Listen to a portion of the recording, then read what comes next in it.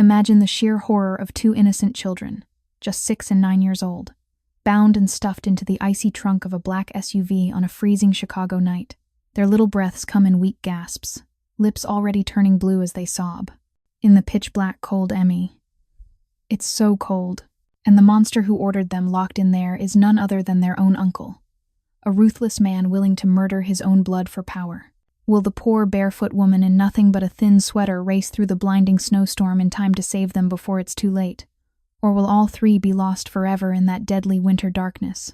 This is a story of wild, all-consuming love, where one mother will risk everything to protect the children who are both the stepkids of the man she loves, and her own half-siblings by blood. Dare you keep listening? Before we dive into this chilling and mysterious story, please remember to subscribe to the channel Alex Truths and like this video. Every subscription, like, and share from you is a huge spiritual gift and an incredibly profound source of motivation for the channel's growth, so we can continue bringing wonderful videos every day to everyone. There would be no greater joy than receiving your love and support through the comments you leave right below this video. Comments sharing your emotions or telling us which province or city you're living and working in while listening to this story. Alright, let's continue together and immerse ourselves in this amazing, captivating story that's filled with deep emotions.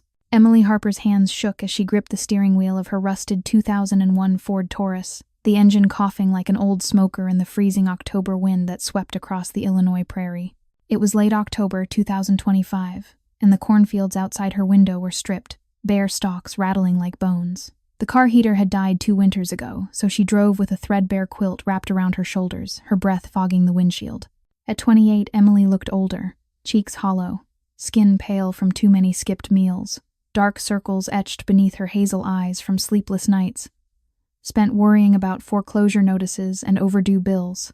Her 4-year-old daughter Ava was staying with Emily's elderly aunt in a tiny trailer 2 hours south, because Emily could no longer afford daycare or even the gas to drive Ava to preschool. The family farm, 3 generations of Harper sweat and hope, was down to its last acre, the bank circling like a vulture. Emily had sold everything that wasn't nailed down: her mother's wedding ring, the old John Deere tractor, even the Christmas ornaments. She was one missed payment away from losing it all. That was why when the anonymous employment agency called with an offer that sounded too good to be true, live-in home health aid for an elderly gentleman in Chicago. Salary 3 times. Anything she'd ever earned. She didn't ask to. Many questions. She told herself it was just nursing work. She was certified after all. She could handle bedpans and blood pressure cuffs.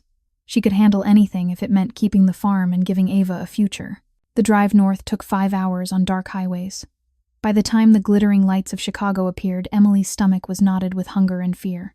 The GPS on her cracked phone directed her to the Gold Coast, where towering condominiums and historic mansions lined Lakeshore Drive. She had never been this far north in the city. The streets were clean, the cars gleaming, the doormen in crisp uniforms. It felt like another country. The Reed mansion rose like a fortress at the end of a private cul-de-sac, gray stone walls, wrought iron gates, manicured evergreens glowing under security lights. Emily parked her rattling Taurus between a black Range Rover and a silver Mercedes, feeling the car shrink in shame. She checked her reflection in the rearview mirror, hair pulled back in a messy ponytail coat, patched at the elbows, boots scuffed beyond repair, and whispered a prayer that no one would notice how poor she looked. A stern woman in her 60s, Mrs. Langford, the head housekeeper, met her at the service entrance. Her eyes swept over Emily's worn duffel bag and thin frame without warmth. "You're late," Mrs. Langford said flatly. "I'm sorry, ma'am. Traffic on I-55 was... Never mind. Mr. Thomas is waiting. Follow me. And keep your voice down. The children are asleep." Children. No one had mentioned children. Emily trailed behind through a kitchen larger than her entire farmhouse. Marble counters, stainless steel appliances that gleamed like museum pieces. The faint scent of rosemary and garlic lingering from dinner. Her stomach growled audibly, and heat flooded her cheeks. "Mrs." Langford didn't turn around. They climbed a back staircase, carpets so thick Emily's boots made no sound. Portraits lined the walls, stern men in expensive suits, generations of Reeds staring down with cold gray eyes. At the end of the second-floor hallway, Mrs. Langford opened a door to a small, plain room. "This will be yours. Bathroom across the hall. Mr. Thomas's suite is next door. You start at 6 in the morning. Uniforms are in the closet. No personal visitors. No questions about family business. Do your job, keep your head down, and you'll be paid on time." "Understood," Emily nodded, throat dry. "Yes, ma'am." "Mrs." Langford paused her, sharp gaze softening a fraction. "The old man is dying. Lung cancer. He's stubborn, proud, and in pain. The children, they've been through enough. Don't make trouble. Then she was gone, the door closing with a soft click that sounded to Emily like a prison gate. She stood alone in the room, clean, warm, with a real bed and a window overlooking manicured gardens, and felt tears prick her eyes. Not from gratitude yet, but from the dizzying contrast. Yesterday she had eaten cold ramen in a kitchen with a leaking roof. Tonight, she was inside a mansion where the air smelled faintly of cedar and money.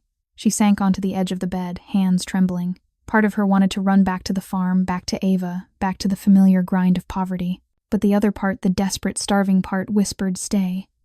Just long enough to save the farm. Just long enough for Ava to have a real Christmas.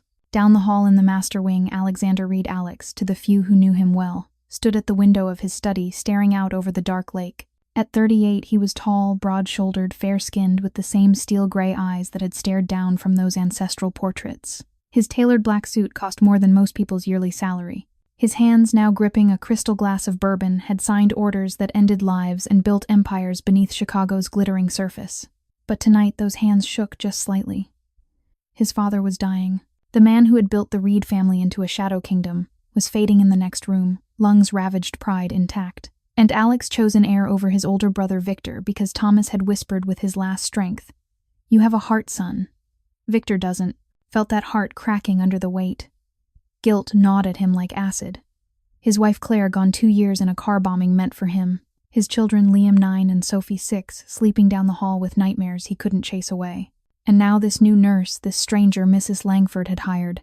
He'd seen her arrive, watched from the security feed as the battered Taurus pulled up as the thin young woman climbed out, clutching a single duffel, shoulders hunched against the wind.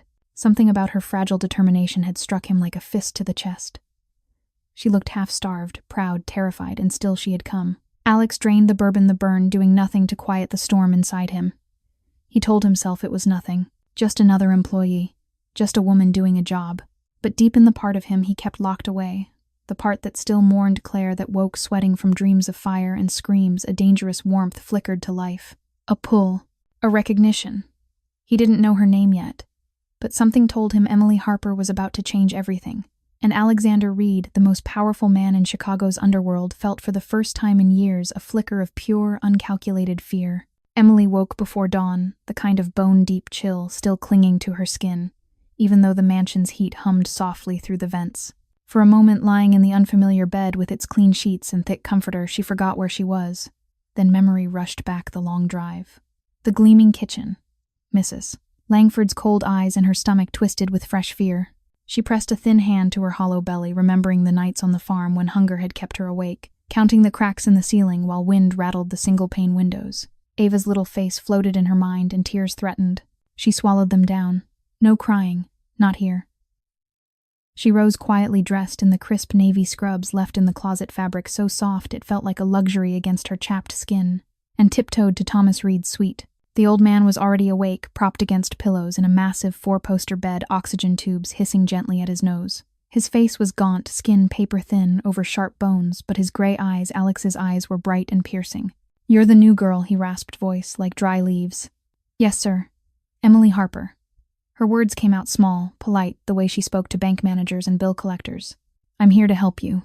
He studied her for a long moment, gaze traveling over her too-thin frame, the faint shadows under her eyes. "You look half-starved, child." Heat flooded her cheeks. She dropped her gaze to the polished hardwood floor. "I'm fine, sir. Don't lie to an old man.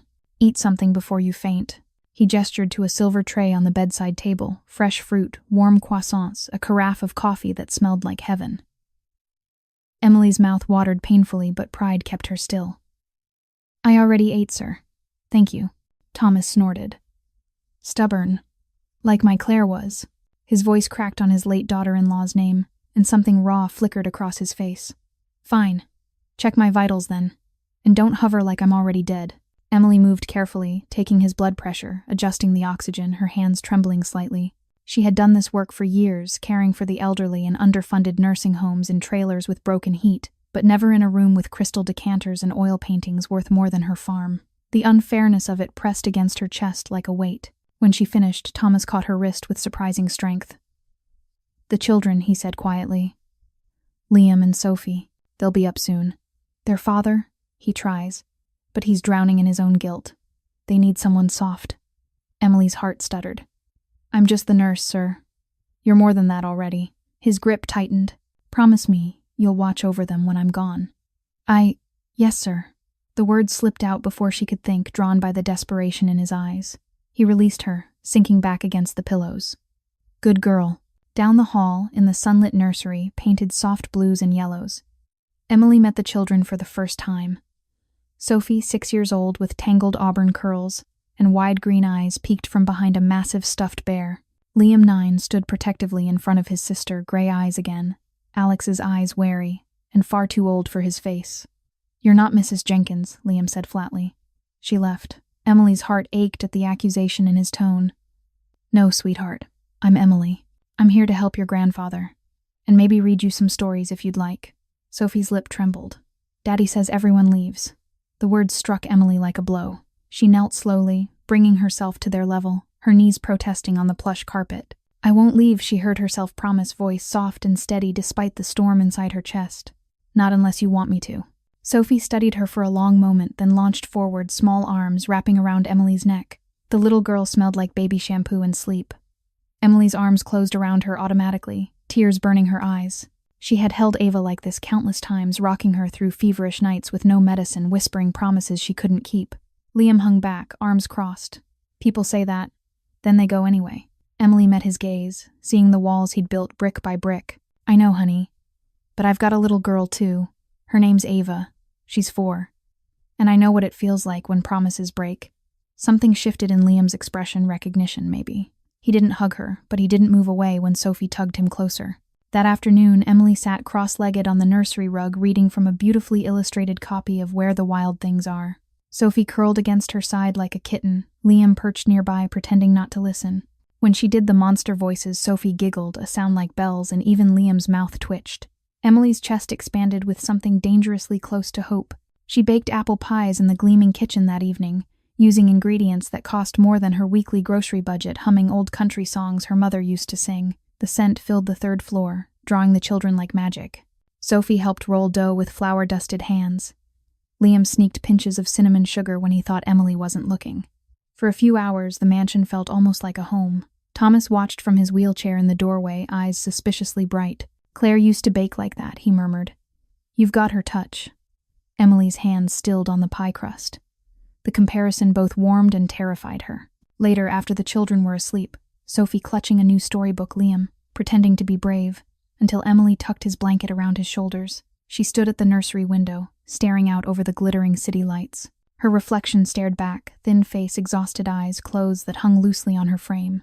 She thought of Ava asleep in a drafty trailer 200 miles away. She thought of the foreclosure notice taped to her farmhouse door. She thought of the promise she'd made to 2 motherless children and 1 dying man.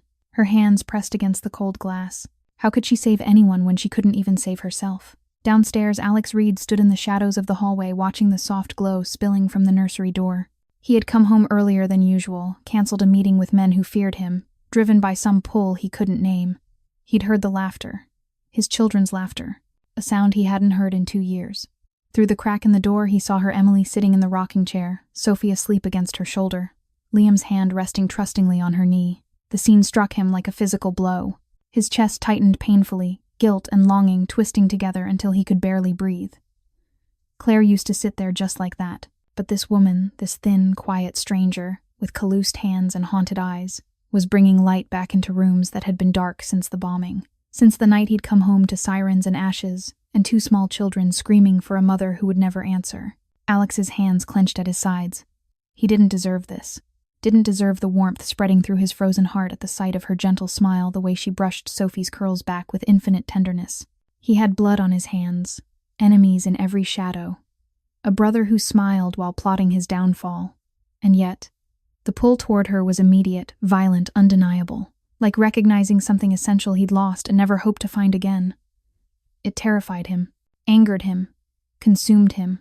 He turned away before she could sense him, watching striding down the hall with the controlled power that made men step aside on Chicago streets.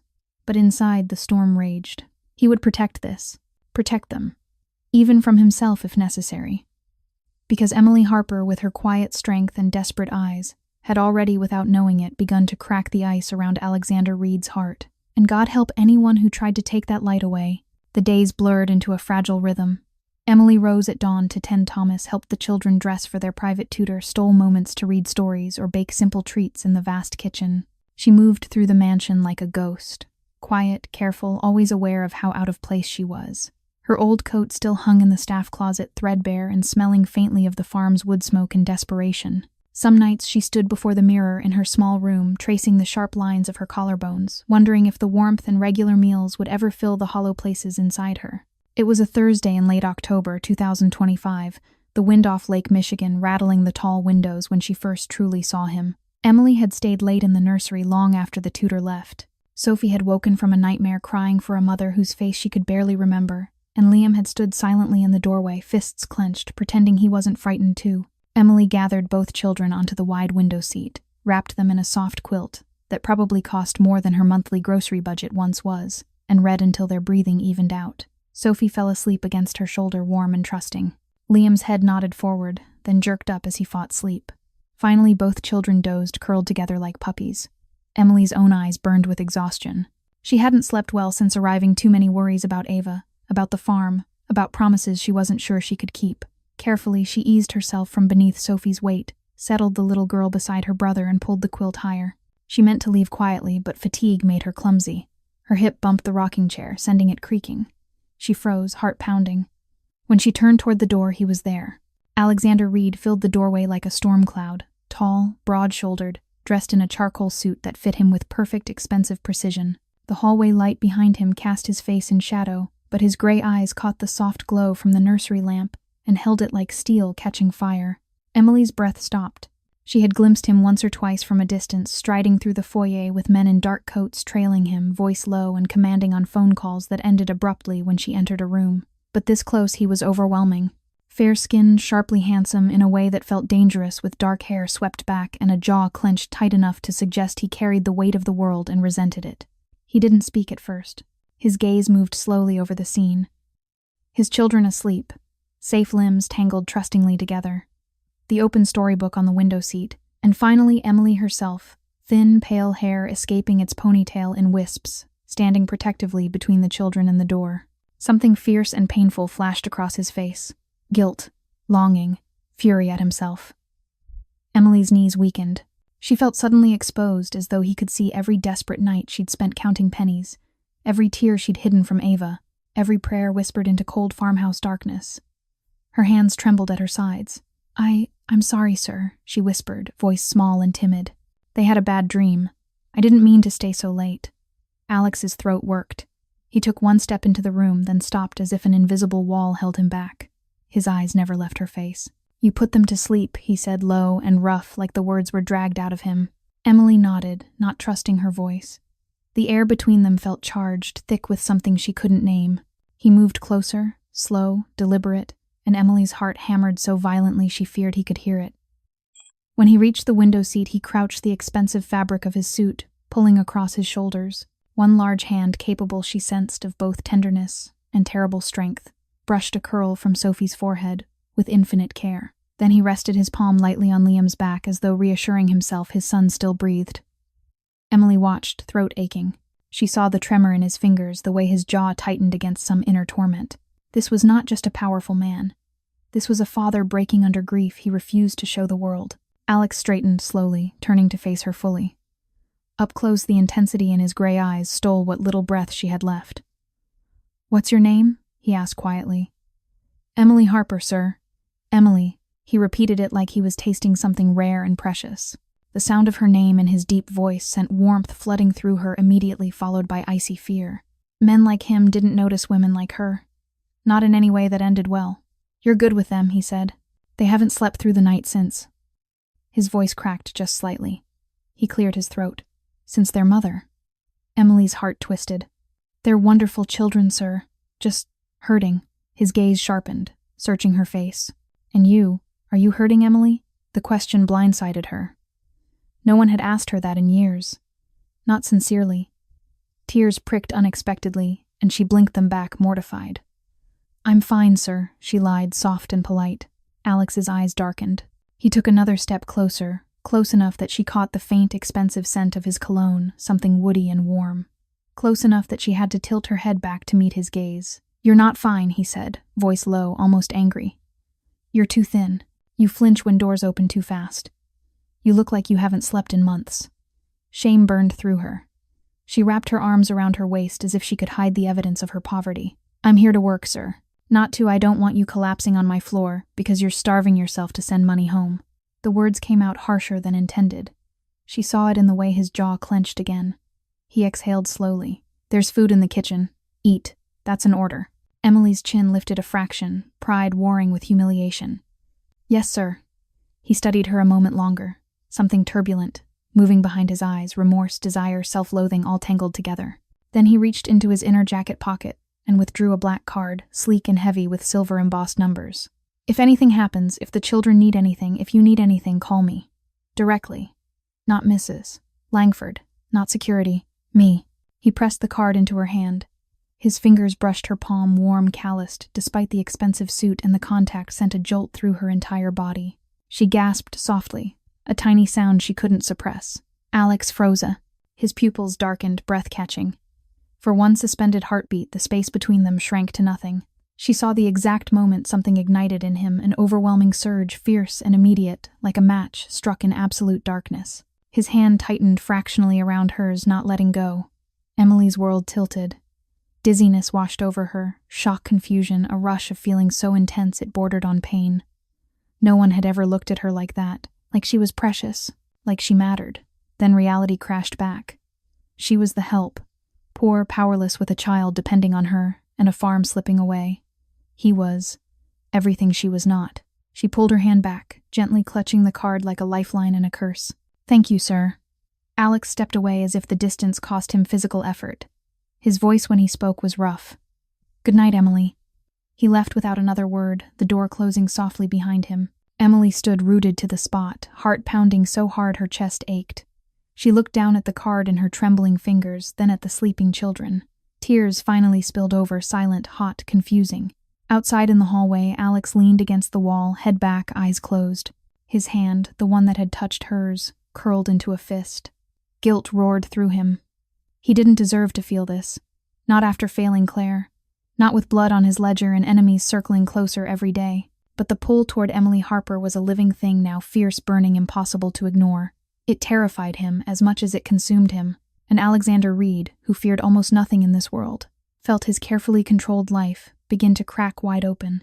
The first real storm of the season struck Chicago on a Friday night, in late October 2025.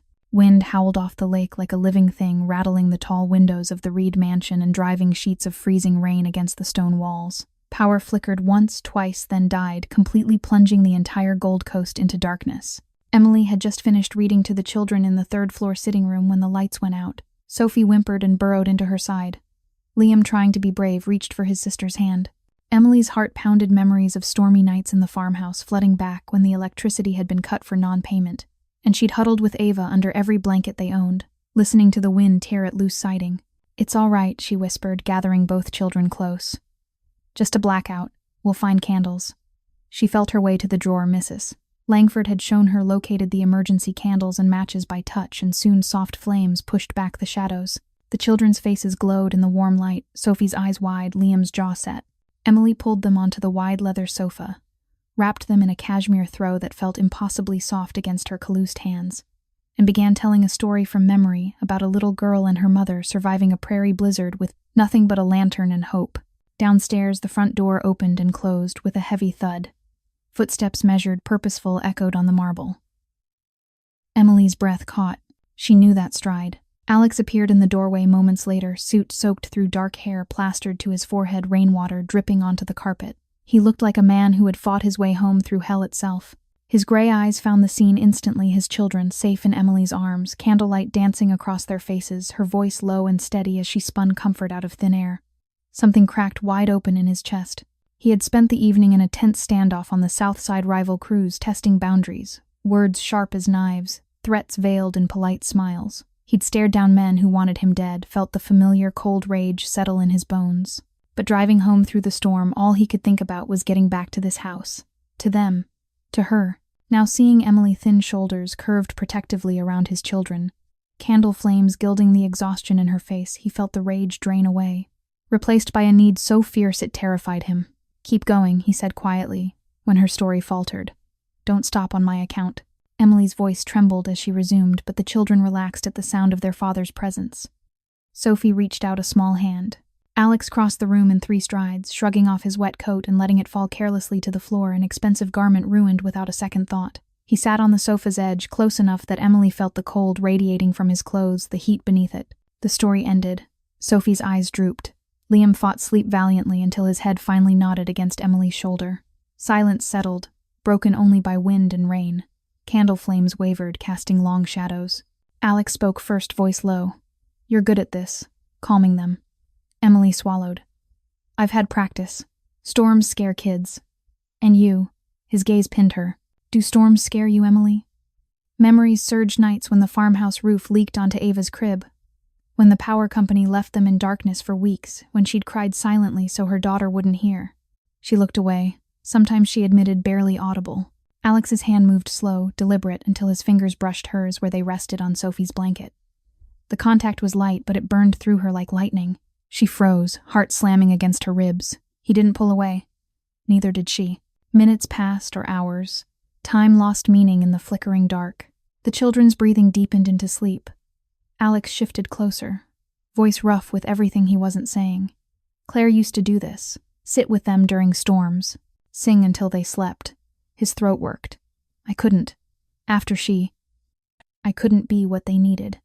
Emily's heart ached for him, for the guilt, carving lines around his eyes, for the remorse he carried like chains. "You're here now," she whispered.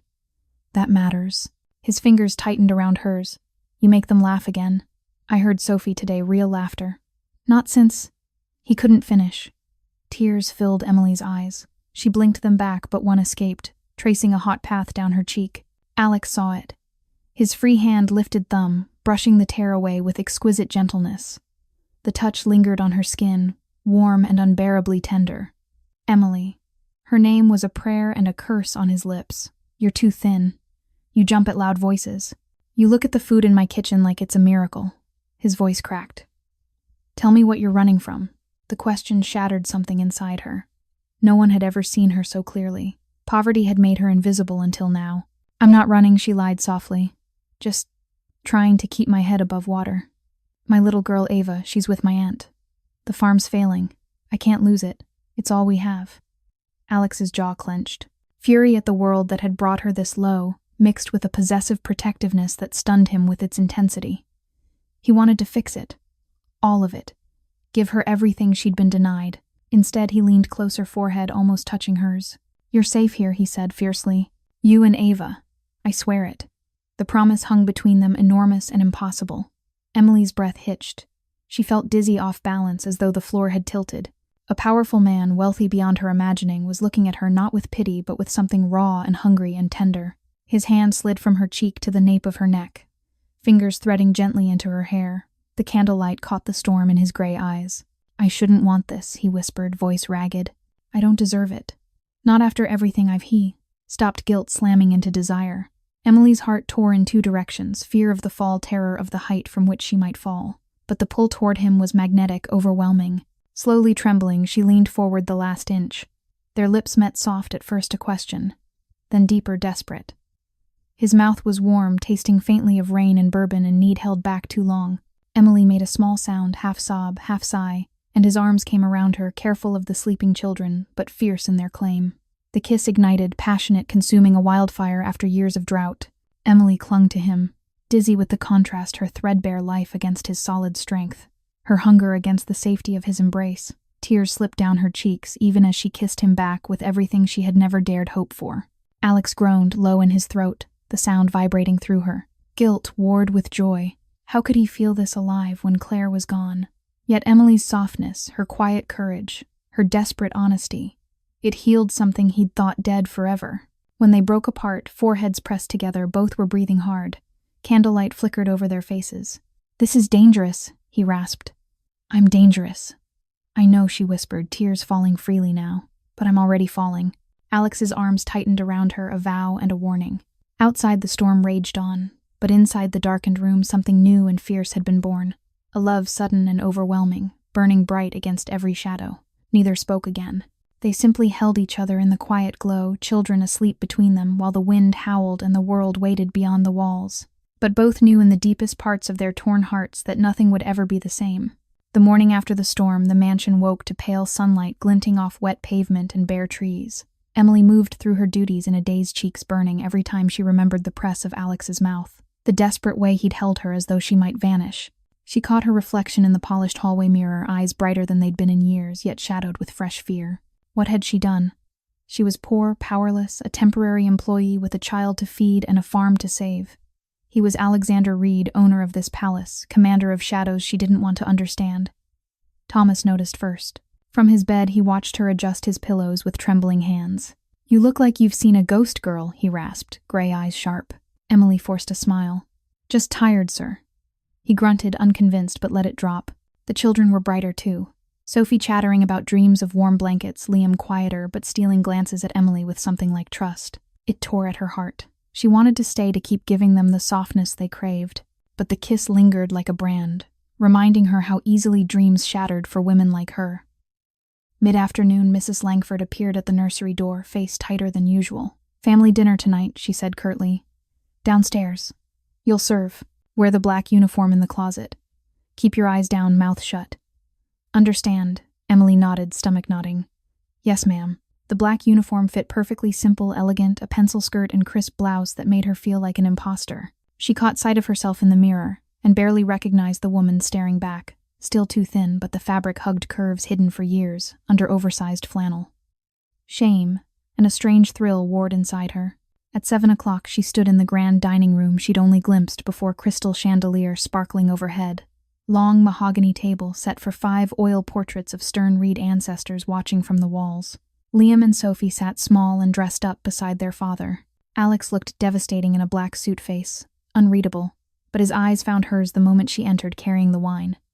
Heat flashed through her. She nearly stumbled. Then the door opened again.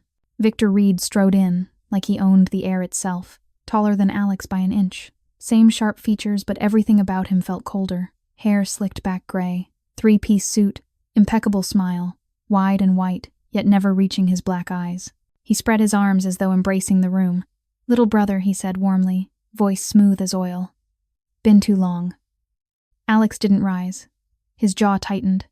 "Victor." Victor's gaze swept the table, lingering on the children with theatrical affection, before settling on Emily. His smile sharpened. "And who's this pretty thing?" Emily's skin crawled. She kept her eyes on the wine bottle as instructed. "She cares for the children," and Father Alex said flatly, "None of your concern." Victor chuckled low and edged. "Everything in this house is my concern, Alex." Family first remembered dinner unfolded in strained silence, broken only by silverware and Victor's occasional barbed remarks. He questioned Alex's recent decisions, pulling out of certain business arrangements, softening territories their father had bled for. Each word carried subtle challenge. Emily poured wine with shaking hands, feeling Victor's stare like fingers on her skin. When she refilled his glass, he caught her wrist lightly but possessively. "Careful, sweetheart," he murmured. "Wouldn't want to spill on family." Alex's fork paused midair. His voice cut like ice. "Let her go." Victor released her with a lazy smile, but his eyes promised future games. The children were excused early. Emily escaped to clear plates, grateful to flee the suffocating air. In the kitchen, she leaned against the counter, heart racing. Mrs. Langford appeared beside her. "Watch yourself around, mister," Victor, the older woman, whispered. "He notices weakness. Uses it." Emily nodded numbly. Later, as she carried a tray upstairs, Victor intercepted her in the shadowed hallway. "Emily, isn't it?" His voice was silk over steel. Such a lovely name for such a fragile girl. She backed up instinctively. "I need to get these to Mr. Thomas, sir." He stepped closer, blocking her path. "You're new. You don't know the rules yet. My brother likes to play savior, but he breaks what he touches. Ask his late wife." Horror flooded her. I don't know what you mean, sir." Victor's smile widened. "You will. Pretty things don't last long around Alex, but they might last longer with the right protector." He brushed a knuckle down her cheek. Emily flinched, tray rattling. Footsteps sounded sharp, furious. Alex appeared like a storm, eyes blazing. "Get away from her." Victor raised his hands mockingly. "Just welcoming the help, little brother."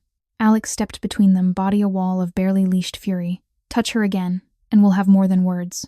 Victor's gaze flicked between them, calculating. Careful, Alex. Getting attached to the staff father would be disappointed. He sauntered away, leaving tension crackling in his wake. Alex turned to Emily. His hands hovered, wanting to touch to comfort, but he held back. Are you all right? She nodded, though her voice shook. Yes, sir. His jaw clenched. Stay away from him. Never be alone with him. The warning sent ice through her veins. She fled upstairs, tray forgotten, heart pounding with new terror. That night, unable to sleep, Emily slipped down to the library, a quiet haven of leather-bound books and a dying fire. She curled in an armchair, knees to chest, trying to make sense of the whirlwind inside her, fear of Victor longing for Alex, shame at her own poverty that made her feel small and breakable. She didn't hear him enter. Alex stood in the doorway, tie-loosened shirt sleeves rolled up, revealing strong forearms. Firelight carved shadows across his face, highlighting the torment in his eyes. I saw you come down, he said quietly. Couldn't sleep either. Emily unfolded, slowly guarded. I'm sorry if I'm not supposed to. You're allowed anywhere in this house. He crossed the room, stopping before her chair. Victor frightened you. It wasn't a question. She looked away. Alex knelt suddenly, bringing himself to her level, a powerful man on his knees before a poor woman. The sight stole her breath. I won't let him near you again, he vowed, voice rough with emotion. I swear it on my life. His hand lifted, hesitating, then gently cupped her cheek. Emily leaned into the touch without thinking, tears spilling. I don't understand any of this, she whispered. I'm nobody. I have nothing. Why do you? You're everything, he cut in fiercely. You walked into this house with nothing but kindness and courage, and you gave my children back their laughter. You gave my father peace.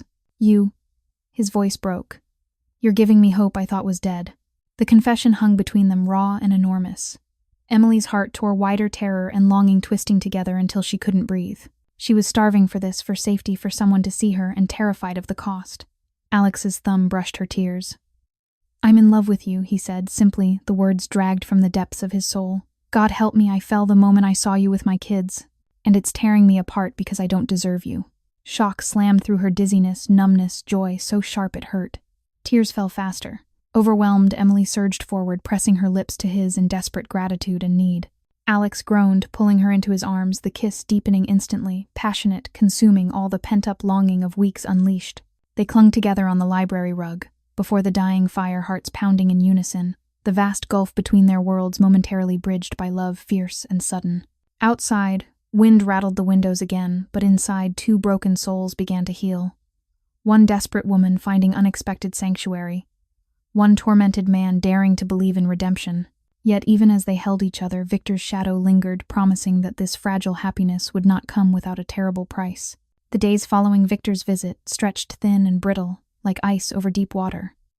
Emily moved through the mansion with her heart in her throat, every shadow seeming to hold his calculating smile. She caught herself jumping at sudden noises, checking locks twice, glancing over her shoulder in empty hallways. The warmth from Alex's confessions in the library lingered like a secret flame, but fear crept in beside it. Fear of Victor, fear of her own hopeless longing, fear that this fragile happiness would be snatched away as cruelly as everything else in her life. Thomas grew weaker. On a gray afternoon in late October 2025, he called her to his bedside alone. The room smelled of medicine and impending farewell. His hand, thin and veined, closed around hers with surprising strength. Sit, child. Emily obeyed, perching on the edge of the chair, voice soft. Yes, sir. Thomas studied her face for a long moment, eyes misty but clear. You remind me of someone I knew long ago, a woman I loved before I married into duty. His voice dropped to a whisper. She had your eyes, your courage. Emily's heart stuttered. Sir, I was young. Foolish. She got pregnant. I walked away, told myself it was for the best. Tears traced down his weathered cheeks. Her name was Harper, too. Same little town downstate. The world tilted. Emily gripped the bedsheet to steady herself, dizziness washing over her in waves. You're saying, you're my daughter, Emily. The confession hung heavy between them. I found out years later when your mother passed. I watched from afar, sent money anonymously when I could, but I was a coward. Never claimed you. Shock slammed through her numbness, then searing pain. All the years of scraping by, of skipped meals and patched clothes, of wondering why her mother had never spoken of her father, answered in one devastating breath. She had been poor because the man dying before her had chosen silence. Tears spilled silently down her face. Why tell me now? Because I'm dying. And because those children, Liam and Sophie, are your half-siblings by blood. His grip tightened desperately. Protect them. Promise me. Emily could barely speak past the ache in her throat. I promise, sir. He sank back exhausted. Forgive an old man. She wanted to scream of the unfairness, the lost years, the nights she'd gone hungry while he lived in this palace. Instead, she pressed a kiss to his frail hand. I'll try. She fled the room, vision blurring, and collided with Alex in the hallway. He caught her arms to steady her gray eyes, sharp with concern. Emily, what's wrong? She shook her head, unable to speak, tears streaming. The hidden truth burned inside her like acid. How could she tell him? The man she loved with a fierce, terrifying intensity that grew every day, would be devastated. Or worse, doubt her motives. Alex pulled her gently into an empty guest room, closing the door. Talk to me. I can't, she whispered, voice breaking. Not yet. His face darkened with worry and self-blame. Is it Victor? Did he? No. She reached for him blindly, needing his strength. He wrapped her in his arms without hesitation, holding her, as sobs shook her thin frame. I'm here, he murmured against her hair. Whatever it is, I'm here. The comfort nearly undid her. She clung to him, breathing in his scent, feeling the solid beat of his heart. Love for him surged, overwhelming, burning a lifeline in the chaos. Yet the secret wedged between them like a blade. That same week, the threats began. First came the gifts. A beautiful wooden toy drone delivered anonymously to Liam. Emily examined it before letting him play, and found a sharp metal edge exposed inside the propeller, housing enough to slice a child's finger badly. Her blood ran cold. She hid it away, telling Liam it was broken. 2 days later, Sophie's evening cocoa, prepared in the kitchen, as always carried the faint, unmistakable scent of peanuts. Sophie was severely allergic. Emily yanked the cup away just as the little girl reached for it, spilling hot liquid across the counter. Her hands shook so violently she had to grip the sink to stay upright. She confronted Mrs. Langford in the pantry, voice trembling but firm. Someone's trying to hurt them. The housekeeper's face paled. Accidents happen. New staff. Twice in 1 week.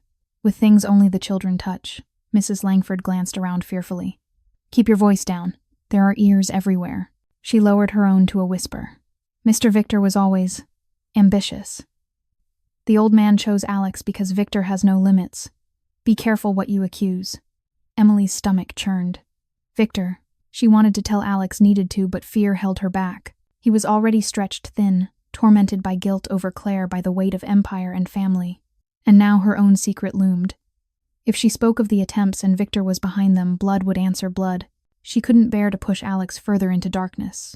Instead, she became a shadow guardian, tasting every bite the children took, inspecting every toy, pouring every drink herself. Exhaustion deepened the hollows under her eyes, but she didn't falter. Alex noticed. Of course he did. One evening he found her in the kitchen at midnight, checking Sophie's stuffed bear for anything sharp or strange. Moonlight spilled through the windows, silvering her thin face. What are you doing? He asked quietly from the doorway. Emily startled, nearly dropping the bear. Just making sure it's safe.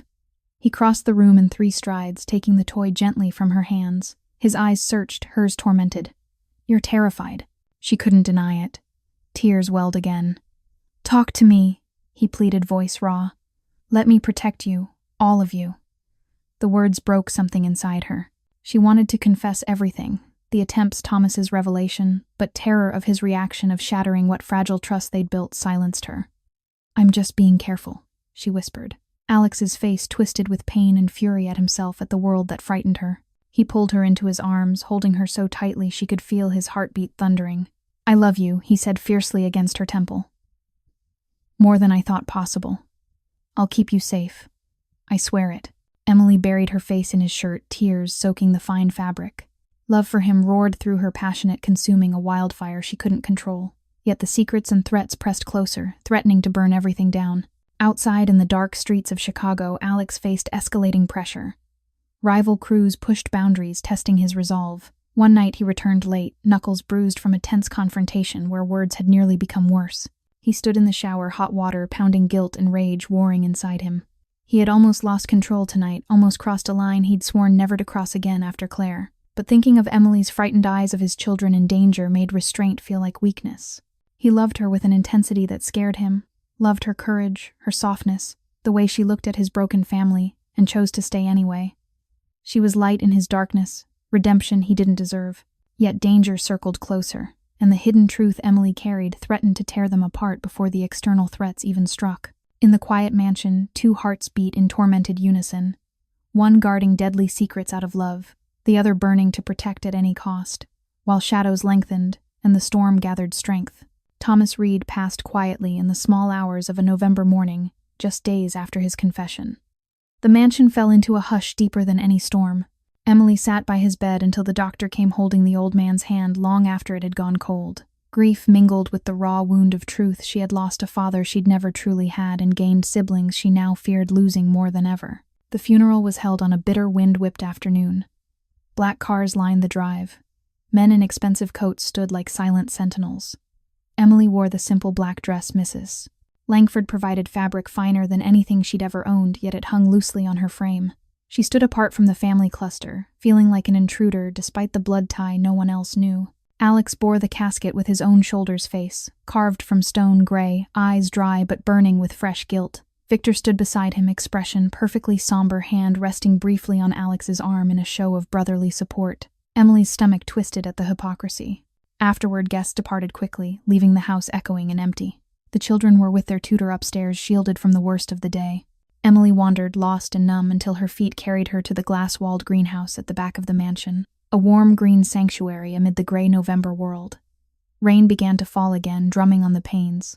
She sank onto a wrought iron bench, surrounded by blooming orchids that cost more than her farmhouse mortgage payment. Tears came, then silent, unstoppable for Thomas, for her mother's lonely life, for the childhood poverty that suddenly made cruel sense. She pressed her thin hands to her face, shoulders shaking. She didn't hear the door open. Alex appeared like a shadow suit jacket, gone white shirt damp from rain, hair disheveled for the first time she'd ever seen. Grief and exhaustion lined his face, but his eyes locked on her with desperate intensity. Emily. The single word broke her. She stood swaying, and he crossed the space in 2 strides. His arms came around her, fiercely pulling her against his chest. She felt the tremor running through him, the same storm that tore at her. They held each other in silence, rain lashing the glass, orchids swaying gently around them. Minutes stretched, grief shared without words. Then something shifted. Alex's hand moved to cradle the back of her head, fingers threading into her hair. His other arm tightened at her waist, pressing her closer. Emily felt his heartbeat, wild, unsteady, matching her own. She lifted her face, tears still wet on her cheeks. His gray eyes darkened, pupils blown wide with sorrow and sudden, ferocious need. "I can't," he started, voice ragged.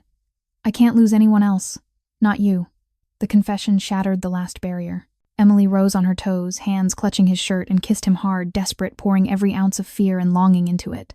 Alex groaned deep in his throat, a sound of surrender and hunger too long denied. He kissed her back with unrestrained fury lips, claiming tongue-sweeping as though she were oxygen and he'd been drowning for years. They stumbled against the potting table glass, fogging around them from heated breath. His hands, strong, capable hands that commanded empires, slid under her dress, tracing the sharp lines of her ribs with reverent anguish, as if memorizing how fragile she was, how much she'd suffered. Emily arched into his touch, tears mixing with kisses, shame and desire twisting together. "You're too thin," he rasped against her throat, voice breaking. "You've gone hungry too many nights. Never again. Never." She sobbed at the tenderness, even as fire raced through her veins. Her fingers tore at his shirt buttons, needing skin, needing proof this was real. When her palms met the warm, solid muscle of his chest, he shuddered, pressing her back against the fogged glass. Clothes fell away in frantic urgency, her dress pooling at her feet, his shirt discarded belt unbuckled with shaking hands. The contrast struck her like a blow, her body marked by years of want, sharp hip bones, faint stretch marks from bearing Ava alone against his powerful, privileged frame. Shame flared, but Alex's worshipful gaze burned it away. "You're beautiful," he said fiercely, lips tracing every perceived flaw. "Every mark is proof you survived. You fought. You're the strongest person I know." Emily's heart split open. No one had ever seen her scars, literal and otherwise, and called them strength. She pulled him down to the thick outdoor rug laid over the greenhouse floor, bodies tangling in desperate need. Their joining was fierce, almost violent in its intensity, grief and love, colliding, years of loneliness combusting. Alex moved with her as though trying to merge souls, whispering her name like a prayer, tears falling from his own eyes onto her skin. Emily clung to him, legs wrapped tight, meeting every thrust with abandon born of too long denial. Pleasure built sharp and swift, crested, shattered them both in waves that left them gasping, clinging, weeping. Afterward, they lay tangled on the rug, rain still drumming overhead, orchids perfuming the warm air. Alex held her as though afraid she'd vanish, one hand stroking her back in slow, soothing circles. "I love you," he whispered into her hair, voice raw. "More than my life. More than anything." Emily's heart swelled and ached. She loved him too, with a depth that terrified her. A poor woman suddenly cradled in the arms of a man who could buy counties. Yet joy was threaded with dread. The secret of her blood tie burned unspoken between them. She pressed closer, hiding fresh tears against his chest. Alex felt her tremble. Misery and self-loathing surged anew. He had taken her here on the floor like some desperate animal when she deserved silk and tenderness and safety. Guilt over Claire twisted with fear of losing Emily too. "I'll make it right," he vowed fiercely. "Everything you've lacked. Security, comfort, a future for Ava. I'll give it all." Emily's breath hitched at her daughter's name. The enormity of what he offered rescue from poverty's crushing grip nearly undid her. But the hidden truth loomed larger, now a wedge driven deeper by their intimacy. She wanted to confess, to bear everything. Instead, fear clamped her throat. What if he thought she'd known all along? What if he believed she'd used the children, used him? So she only held him tighter, letting passion's afterglow shield them a little longer. Outside, the greenhouse rain softened to a steady patter. Inside, two hearts beat in, tormented harmony, one guarding a devastating secret out of love, the other burning to protect at any cost, while unseen threats gathered strength, waiting for the perfect moment to strike. The explosion of passion had bound them irrevocably, but it had also widened the cracks through which tragedy could pour. The days after Thomas's funeral blurred into a fragile, aching intimacy. Alex and Emily moved through the mansion like two people sharing a secret world, stolen glances in hallways, brief touches when no one watched. Nights when he slipped into her small room and held her until dawn. Passion flared easily between them, fierce and healing, but Emily's heart grew heavier with each passing hour. The secret of her blood tied to the children, to Alex's family, gnawed at her like a living thing. She rehearsed confessions in the mirror, but fear always silenced her. Alex sensed the distance. His love burned hotter, more desperate. He showered her with quiet generosities, new winter coats for Ava delivered without explanation, anonymous payments that halted the farm's foreclosure groceries appearing in her aunt's pantry. Each act widened the gulf inside Emily, gratitude warring with shame, love tangled with dread that he would one day see her as an opportunist. Victor returned a week later unannounced, under the pretense of checking on family. He arrived in the late afternoon Blacktown car, purring at the curb, two silent men at his back. Emily was in the kitchen preparing apple turnovers with Sophie when Mrs. Langford appeared, face pale. "He wants to see you." "Library." "Alone." Emily's stomach dropped. She wiped flour from her hands, kissed Sophie's forehead, and walked the long hallway on legs that felt borrowed. The library doors stood open. Victor waited inside, standing by the fireplace, drink in hand. "Close the door, Emily." She obeyed, heart hammering. "Sir?" He turned, smile, pleasant eyes cold. "You've been busy, comforting my grieving brother in very creative ways." Heat flooded her cheeks. Horror followed, he knew. Victor sipped his drink. "I have photographs." Greenhouse windows fogged nicely, but not enough. Quite the performance. Emily swayed, dizziness crashing over her. She gripped a chair back to stay upright. "What do you want? Straight to business." "I like that." He set the glass down. "You're going to help me convince Alex to step aside, quietly, or these pictures go to every contact he has, business, personal, law enforcement. His precious reputation crumbles. And you..." His smile widened. "You'll be exposed as the scheming little gold digger who seduced her way into the family bed." The words struck like blows. Emily's knees buckled. She sank into the nearest chair, vision tunneling. "But there's more," Victor continued, softly stepping closer. "I know who you really are." Ice flooded her veins. "Thomas told me everything before he died. His guilty little deathbed confession." Victor's voice dripped mock sympathy. "My bastard half-sister. How poetic. The poor farm girl turns out to be heir to part of the empire." Emily's world shattered. Numbness spread from her chest outward. "You'll help me," Victor said, "or I tell Alex you've known all along, that you wormed your way in to claim what's yours. He'll never believe it was coincidence. He'll hate you. And those sweet children, they'll learn their beloved Emmy is just another liar." Tears burned her eyes, but she refused to let them fall. "You'd destroy your own brother for power," Victor shrugged. "Power is the only thing that matters. Father was wrong to choose Alex. I'm simply correcting the mistake." He placed a burner phone on the table between them. "You'll feed me information, meetings, plans, weaknesses. Start with tonight's sit-down on the south side. Or everything burns." Emily stared at the phone, hands trembling. Betray Alex, the man who had pulled her from despair, who loved her with a ferocity that still dizzied her, or lose everything. She picked up the phone, fingers numb. Victor smiled. Good girl. That evening, Alex prepared to leave for the meeting with rival crews. He found Emily in the nursery reading to the children. His face was drawn with worry. He'd sensed her withdrawal, blamed himself. He knelt beside her after the children slept. Whatever's wrong, we'll fix it together. Emily's heart tore in half. She wanted to fall into his arms, confess everything, beg forgiveness. Instead, Victor's threat echoed. She forced a small smile. Just tired. Be careful tonight. Alex searched, her eyes tormented. I love you, he whispered fiercely. Come back to me. He kissed her, deep, desperate, then left. Emily waited until the house quieted, then slipped downstairs.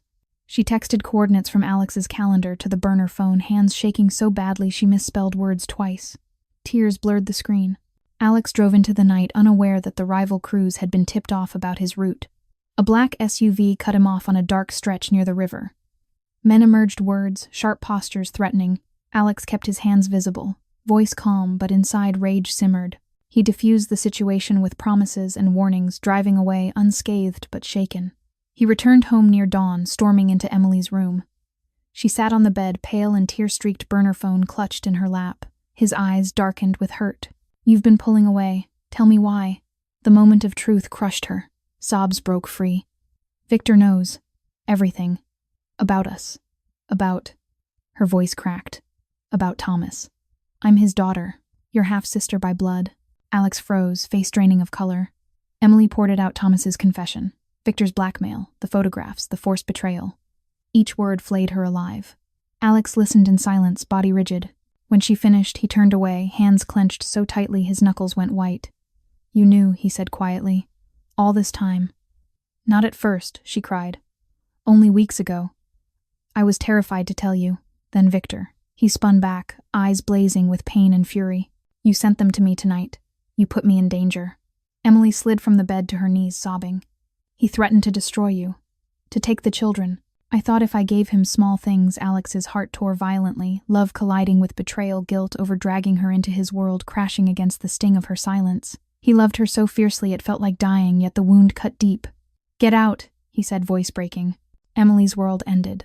She rose on shaking legs, dizziness sweeping her. Alex, please, out. She stumbled from the room, collapsing in the hallway, sobs racking her thin frame. Every unfair moment of her life, poverty's humiliation, lost years now, this crashed over her in waves. Alex stood alone, chest heaving. Remorse and love warred inside him until he thought he'd shatter.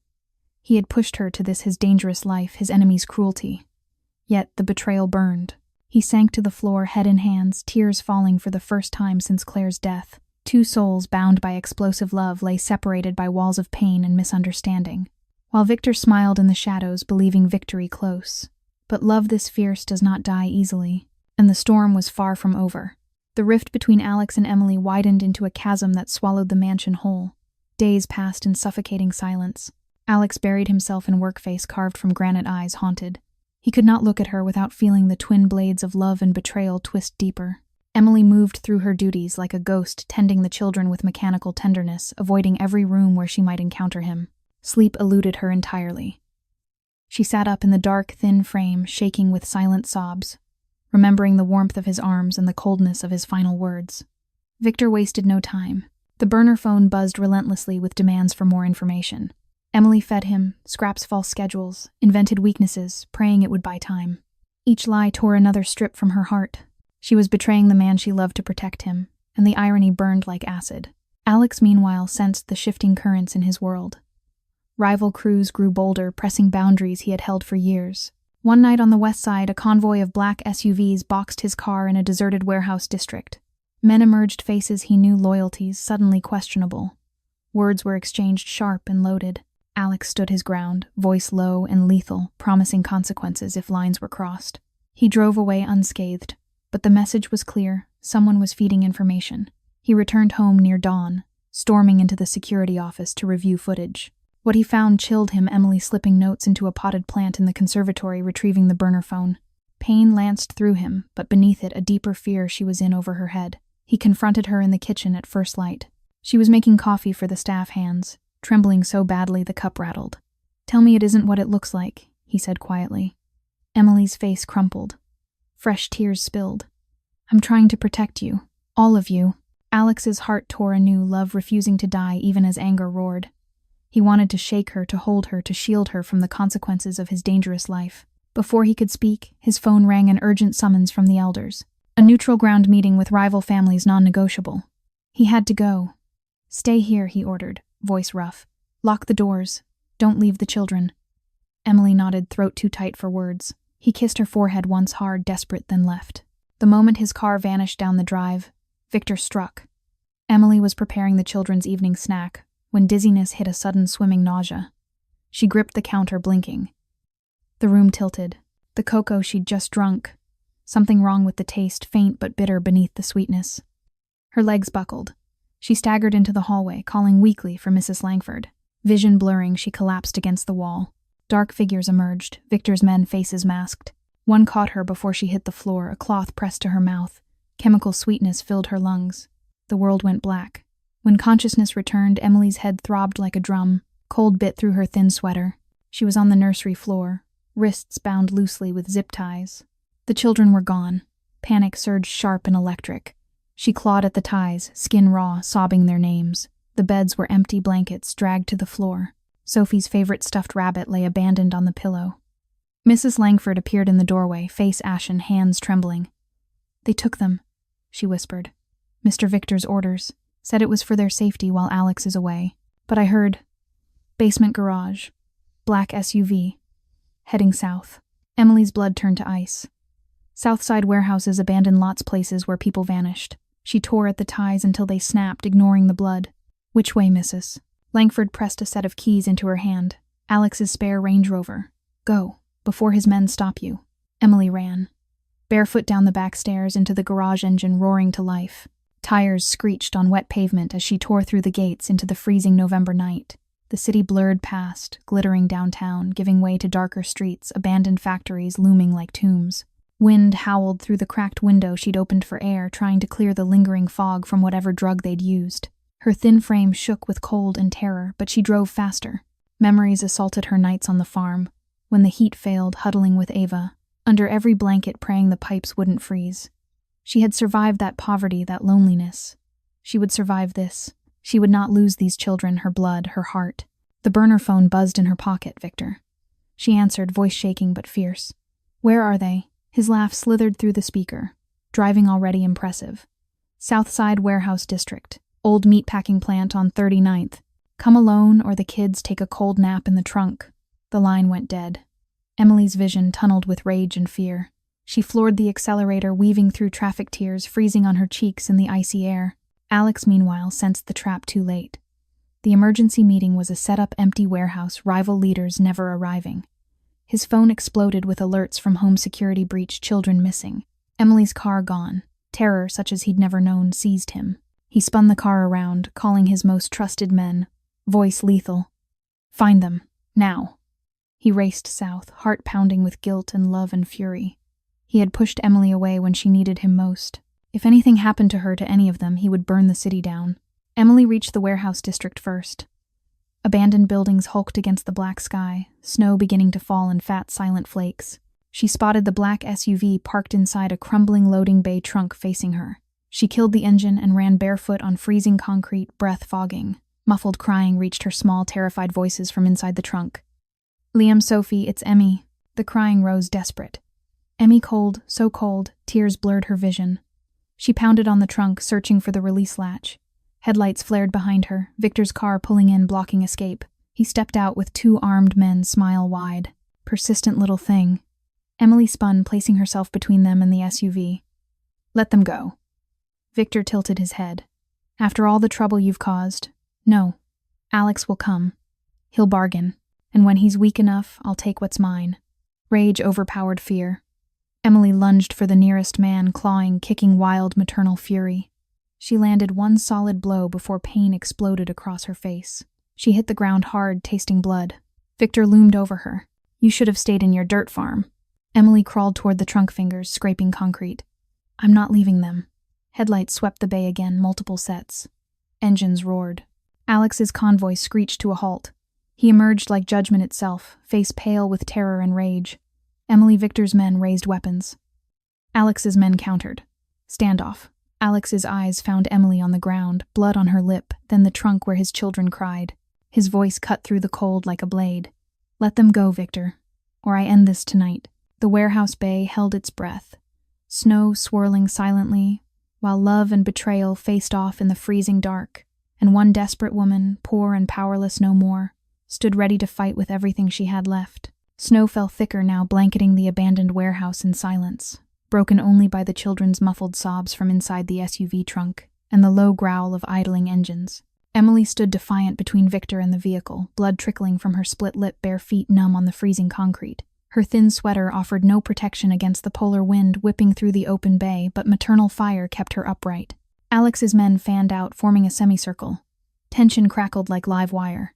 Victor raised a hand casual as if conducting an orchestra. Easy, little brother.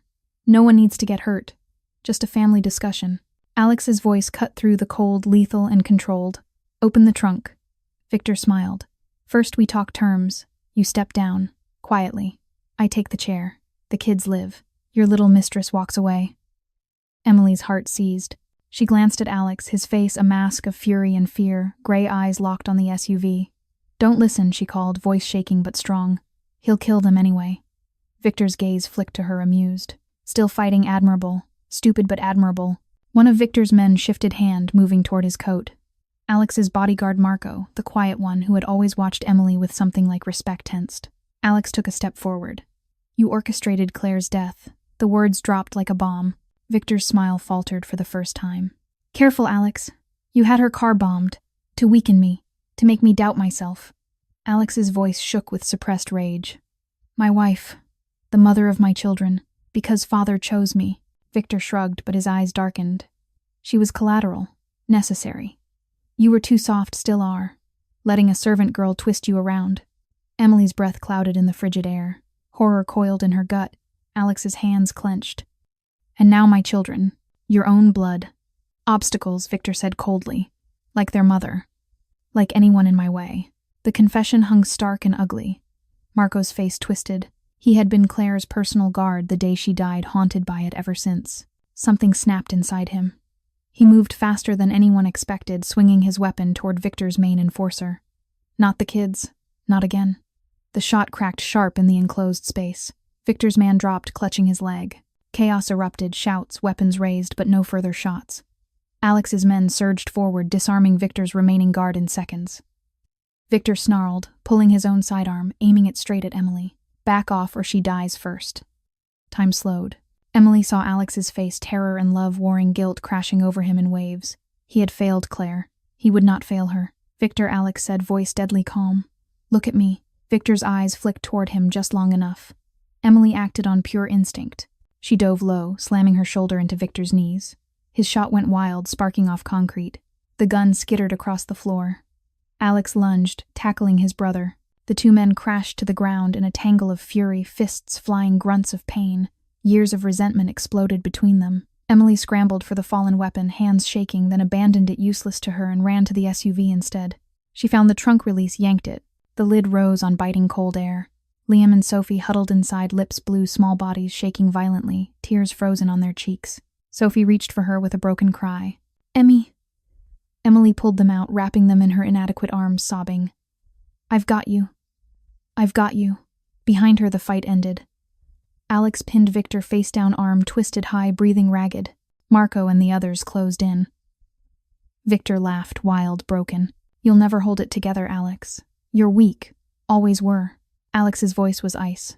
Weak is murdering family for a chair. He looked up at Emily, holding his children, their children, and something in him shattered completely. Love, remorse, relief crashing together. Marco cuffed Victor.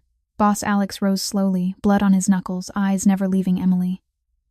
She met his gaze across the snowy bay, children clinging to her. Tears streamed down her face, but she stood tall. Alex crossed the distance in long strides, dropping to his knees before them. He gathered Liam and Sophie close, first voice breaking as he kissed their cold faces, whispering apologies, promises. Then he reached for Emily, pulling her into the embrace. The four of them knelt in the falling snow, holding each other as if letting go meant losing everything. I'm sorry, he rasped against her hair. I was wrong. I should have listened. Should have trusted. Emily sobbed into his shoulder. I was so scared. For them. For you. Victor watched from the ground, face twisted in defeat. You think this ends it? The others, Alex's head snapped up. The others will learn what happens when you touch my family. But his voice softened as he turned back to Emily. Our family. She lifted her tear-streaked face. There's more, she whispered. Thomas told me. I'm his daughter. Liam and Sophie, they're my blood too. Shock rippled through Alex. Then understanding. Then deeper love. He cupped her face gently. That's why you fought so hard. Why you stayed. His thumbs brushed her tears. You're not just the woman I love. You're part of us. Always were. Emily broke completely, sobs of relief, of belonging after a lifetime of poverty's isolation. Alex held her tighter. I was wrong to push you away. My pride, my fear, never again. Marco cleared his throat softly. We should get them warm. Alex stood lifting Sophie, effortlessly helping Emily to her feet. She swayed exhaustion, cold emotion, but he steadied her arm firm around her waist. As they walked toward the waiting cars, Victor called out one last time. You'll regret this mercy, brother. Alex paused, looked back. There is no mercy for you. He turned away, guiding Emily and the children into the heated SUV. Snow continued to fall, covering blood and footprints as the family, scarred, shaken but unbreakable, drove into the night together. Love had faced its darkest test and emerged fiercer than ever. 6 months later, spring touched the rolling hills outside Chicago with gentle green. The old Reed mansion on the Gold Coast stood empty now, its marble halls sold to a quiet foundation. Alex had walked away from most of the empire he once commanded, transferring power to trusted lieutenants, dissolving dangerous alliances, keeping only clean businesses that could stand in daylight. It had not been easy. There were tense nights when old enemies tested the new boundaries, street confrontations where words carried the weight of past blood debts. But Alex faced each one with a steadiness born of something greater than ambition, the fierce need to protect what he had almost lost forever. Emily's family farm, 3 generations of stubborn hope, had been restored. New roofs, fresh paint, fertile fields planted with corn and soybeans. Ava, now 5, ran laughing through the yard with Liam and Sophie, the 3 children inseparable. The big white farmhouse glowed in the late afternoon sun porch swing, creaking softly, apple pies cooling on the windowsill. Inside the kitchen, Emily stood at the stove, stirring a pot of chicken soup. Her once sharp hip bones softened by regular meals, her cheeks flushed with health and quiet joy. She wore a simple sundress, hair tied back barefoot on warm wooden floors. The contrast still sometimes dizzied her, the girl who had once rationed canned beans to make them last a week, now cooked for a table that never knew hunger. Alex entered from the back porch. Faded jeans and white cotton shirt sleeves rolled up the powerful lines of his shoulders, relaxed in a way they had never been in the city. He came up behind her arms, sliding around her waist, chin resting on her shoulder. Smells like heaven, he murmured, lips brushing her neck. Emily smiled, leaning back into him. Or like my mama's recipe. He turned her gently gray eyes soft with the love that had only grown fiercer through fire. Marry me, Emily Harper. The question was not new, they had spoken of it often, but every time he asked, her heart still skipped. She touched his face. I already said yes, Alexander Reed. He kissed her, then slow, deep, reverent. The kiss held everything: gratitude for her courage, remorse for the pain he'd caused, joy that she had chosen him anyway. Emily melted into it, hands sliding up his chest, feeling the steady beat of a heart that belonged wholly to her. They had married quietly 2 months earlier in the farmhouse yard under blooming apple trees. Marco, redeemed and loyal, stood as witness. The children scattered petals. Ava carried rings on a pillow made from one of Emily's old quilts. Since then, life had settled into a rhythm of ordinary miracles. Liam laughed freely now, nightmares rare. Sophie called Emily Mom without hesitation. Ava blossomed with big siblings who adored her. Even the farm thrived, Alex's quiet investments turning hardship into abundance. Yet shadows lingered. Some nights Alex woke sweating guilt over Claire and the brother he had lost, clawing at him. Emily would hold him until the trembling stopped, whispering that redemption was not the absence of scars, but the choice to live better despite them. Some days Emily still felt the old dizziness, the shock of moving from bone-deep poverty to this warmth. She would stand on the porch watching the children play, and tears would come unbidden. Gratitude, disbelief, fear that it might vanish. Alex always sensed it coming to wrap her in his arms until the fear passed. Love between them had not gentled with time. It remained fierce, explosive, healing. On warm evenings they walked the fields, hand in hand, or made urgent love in the hay-scented barn, or lay tangled in bed long after the children slept, whispering dreams for the future. Wealth and poverty had once seemed an uncrossable gulf, but love, raw, honest, colorblind love, had proven stronger than either. Marco, now head of their small private security and godfather to their newborn son, cradled upstairs, often said he had never seen two people fight harder for happiness. This story carries deep knowledge about the human heart, knowledge that true family is chosen, not merely born, knowledge that courage often wears the face of a thin, exhausted woman who refuses to let children suffer, knowledge that a powerful man can find redemption by laying down power for love, knowledge that no past is too dark for grace, knowledge that love crosses every divide, wealth, poverty, skin color, history, and builds bridges where walls once stood. It offers a profound lesson in forgiveness, a lesson in the cost of ambition without heart, a lesson in the quiet strength of compassion, a lesson in second chances, a lesson that real wealth is measured in laughter around a kitchen table, not in bank accounts or territory. Education comes gently here, education about the dignity of every person, rich or poor, education about the power of truth spoken in love, education about protecting the vulnerable, education about rebuilding after loss, education about choosing light over shadow day after day. If this story touched your heart, please like, subscribe, and share the YouTube channel Alex Truths, so more people can enjoy these engaging videos every day. Tell us in the comments, how did this story make you feel? Have you ever seen love overcome impossible divides in real life? We read every comment and truly want to hear the emotions from deep within your hearts. Thank you for staying with us until the end. We wish all of you watching good health, a joyful life, and daily peace. See you in the next video. Disclaimer: all stories on this channel are fictional and created solely for entertainment purposes. Any resemblance to real people, events, or places is purely coincidental.